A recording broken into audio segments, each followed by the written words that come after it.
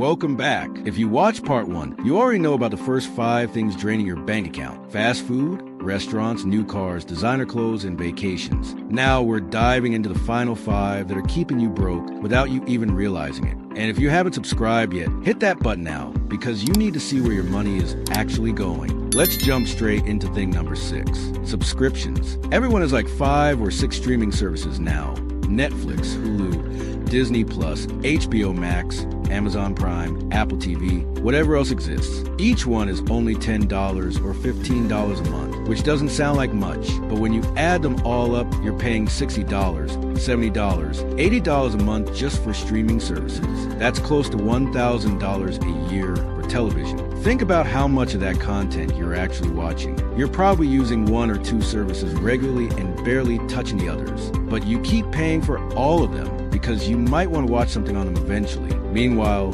that's money that could be going toward literally anything else. Investments, savings, paying off debt. And it's not just streaming. People are doing this with gym memberships too. They sign up, pay $50 or $60 a month, go for the first 2 weeks, then never go again. But they keep paying because canceling feels like admitting defeat. Then there's buying new electronics every single year. New phone comes out, people line up to buy it even though their current phone works perfectly fine. New laptop, new tablet, new smartwatch. The old one still works, but the new one has slightly better features. So obviously they need it. This is probably one of the dumbest ways people waste money. A new iPhone costs, $1,000 now? Maybe more depending on the model. And people are buying them every year or every 2 years when their old phone is completely functional. Sure, the new one has a better camera or faster processor.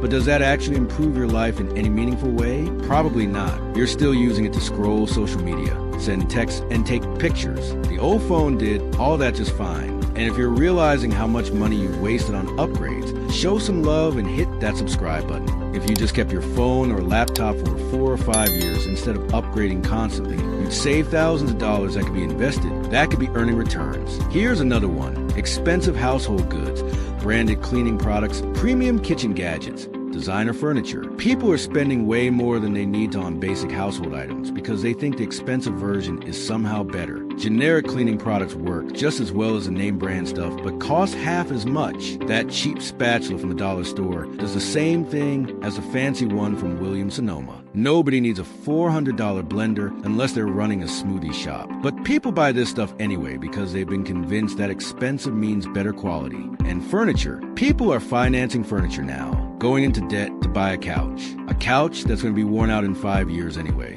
But they want the nice one from the expensive store. So they put on a payment plan and pay interest on a couch. That's insane. Then there's what I call status spending. This is when people buy things not because they need them or even really want them, but because they think it makes them look successful. Luxury cars they can barely afford. All of it is just trying to project an image of wealth to other people. Actually, wealthy people usually aren't the ones doing this. They don't need to prove anything to anyone. It's people who want to look wealthy, but aren't actually building wealth who fall into this trap. They're spending money on things that depreciate in value, just so they can look successful to their friends and neighbors and random strangers who don't care about them at all. Meanwhile, they have no savings, no investments, nothing building for their future, but they've got the nice watch and the designer purse. So everyone thinks they're doing great. It's all fake. So where does all this leave us? Pretty much everything costs more than it used to, and most of it isn't worth the price anymore. Fast food is expensive and terrible. Restaurants are overpriced. New cars are financial suicide.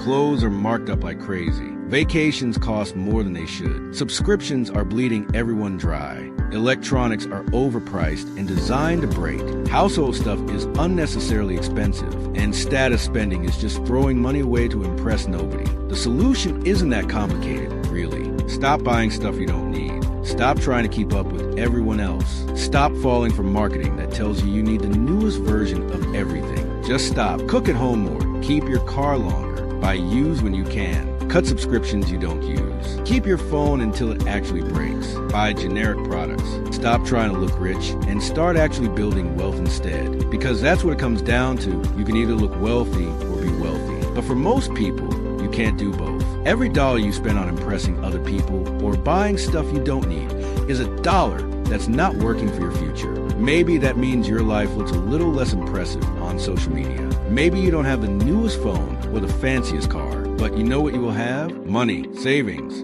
investments, actual financial security, instead of the appearance of it. And if this opened your eyes, smash that subscribe button right now, because I'm dropping real money truth every single week. Drop a comment. Which of these 10 are you cutting first? The people who figure this out early are the ones who end up financially comfortable later.